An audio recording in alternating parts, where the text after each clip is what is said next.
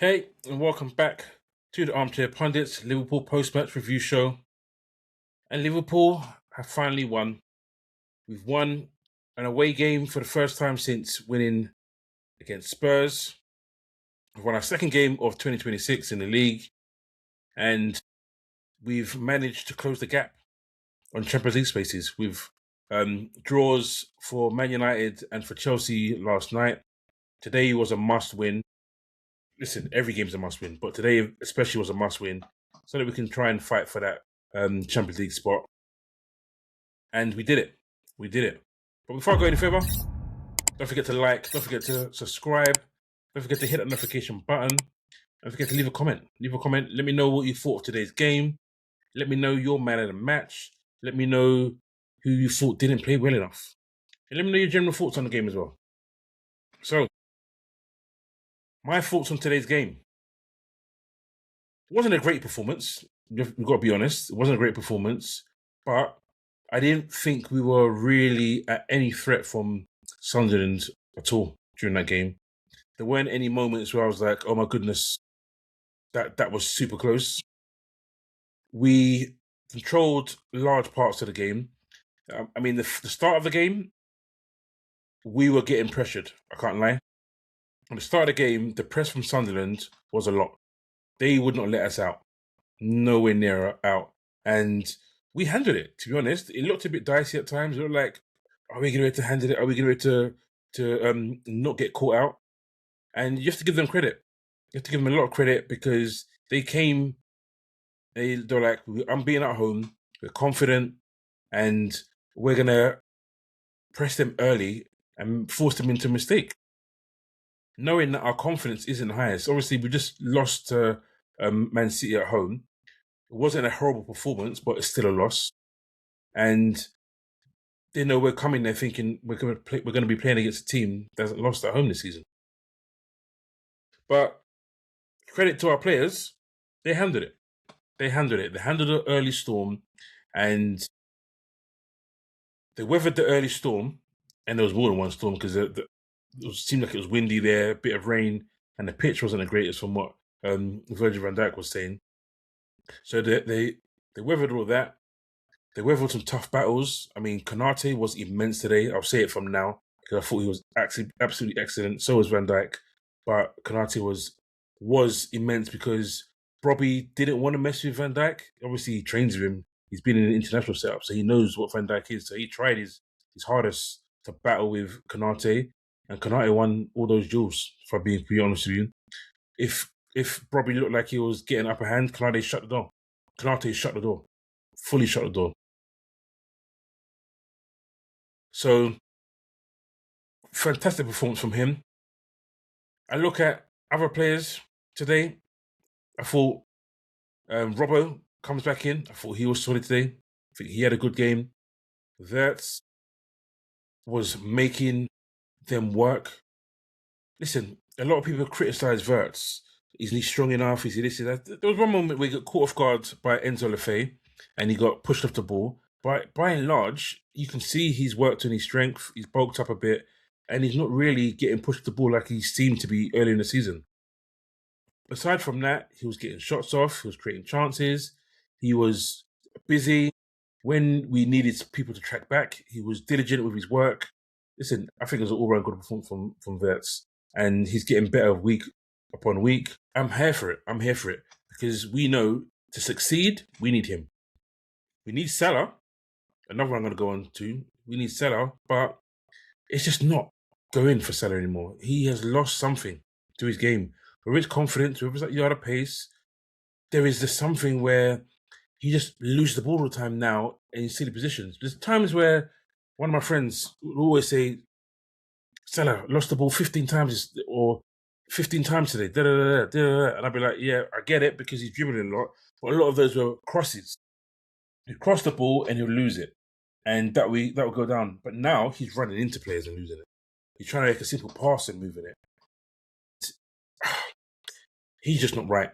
He's not right. And I'm really hoping that something just clicks and he finds a bit of a spark and he gets a couple of goals in consecutive games that wakes him up because we need it. But in general, I thought performances from a lot of the players were really good. I thought decisions that Slot made with substitutions came at good times.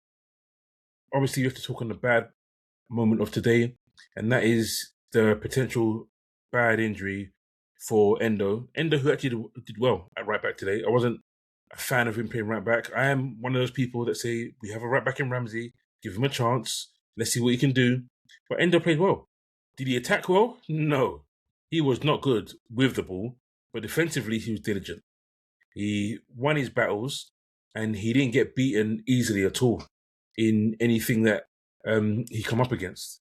And even the injury was through sheer endeavour. He did not want the winger Angulo to get that ball.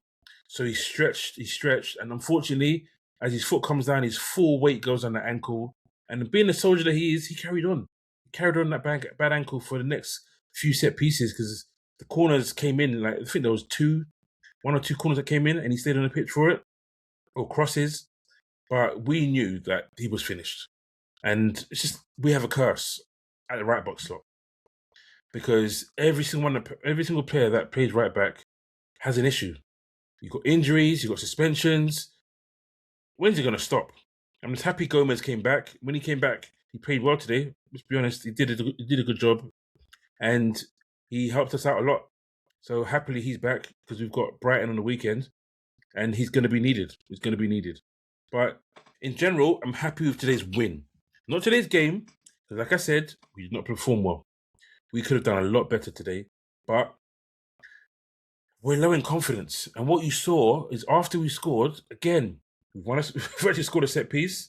We scored a set piece today, which is really crazy.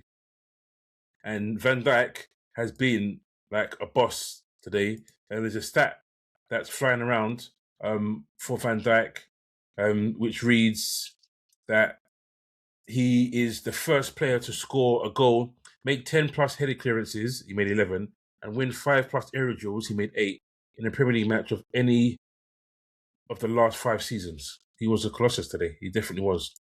I laugh at that stat when someone sent it to me or posted it in a group because it's like basketball stats. That's the kind of stats you see in basketball. Not really things you see in football because next week it will say 7 and 8 and 9. They'll add stuff to it to make it look better. Listen, Van Dijk was a colossus tonight, and those stats showed it. And you also went ahead of Sami Hyypiä for the most goals for a defender in Liverpool's history. So, congratulations to him. Congratulations, skipper. And really happy with that. Although I did say about Salah's performance wasn't the greatest, but he still comes with an assist. And he now breaks another record. He's got more assists, or is he level? I can't remember now. It's either more assists or level with Steven Gerrard, which is a great achievement. And listen, Salah's got stats and records being broken literally every single game he plays at the moment. And long may it continue to end the season, but with better performances. So, my man in the match was, as I said before, a lot of people, and I think BT or TNT, they're TNT now, I think they gave it to Van Dijk, but for me, it was Konate. I think since the passing of his dad, which was emotional, his performances have been excellent. Even against Man City, he was really good. He's really stepped up over the last week and a half. And listen, I'm hoping he continues to do that all the way to the end of the season. We can make this Champions League slots. I know a lot of people and some Liverpool fans are ruling it out. We're done, we're not making it. Chelsea have got a manager bounce. Man United have got manager bounce. I was worried about those bounces too. But we can do it. I'm going to have faith and I'm going to believe until the last game of the season that we can do it. So, only other issue we had today, Ekitike, I think, bro, less of the interviews and stuff, and you need to get on the training pitch and work on your headers.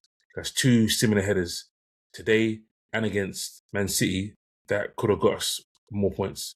Definitely Man City could have got us more points, but today could have got us another goal. So he needs to work on his heading.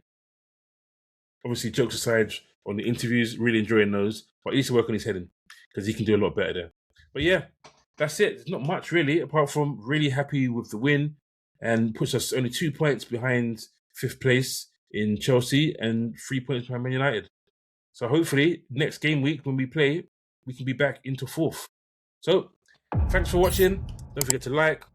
Don't forget to subscribe. Don't forget to hit the notification button. Don't forget to comment. Let me know who your man of the match was, like I said earlier. Let me know what you thought of today's game. And let me know whether you think we will still make the Champions League either 4th or 5th. Take it easy, guys. Peace out.